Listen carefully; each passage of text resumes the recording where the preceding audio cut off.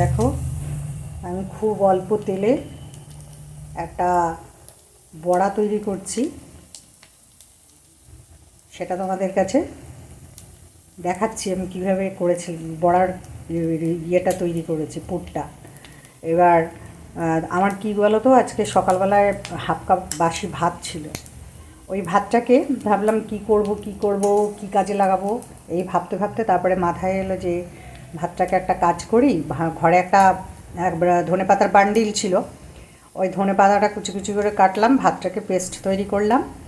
আর তোমার ওর মধ্যে কাঁচা লঙ্কা কুচি, নুন, হলুদ গুঁড়ো আর একটুখানি চিনি দিয়ে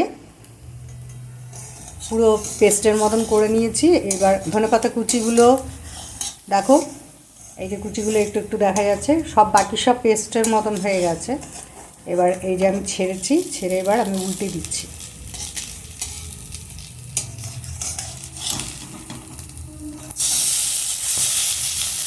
এই যে উল্টে দিচ্ছি।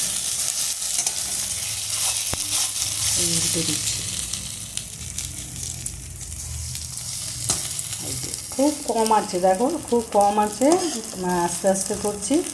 আর তেলটাও কিন্তু আমি খুব কম দিয়েছি। এই বড়াটা করতে বেশি তেল লাগলো না, আর ডালের সাথে মুখে দিয়ে খেতে খুব ভালোই লাগবে। এই জন্য ভাবলাম ভাতটাও কাজে লাগবে, আর ধনেপাতাটাও এত মোটা বান্ডিল, ওর থেকে একটুখানি নিয়ে মাছের ঝোলে দিয়েছি, বাকিটা দিয়ে এটা তৈরি করে ফেলেছি। এবার নামিয়ে ফেলবো।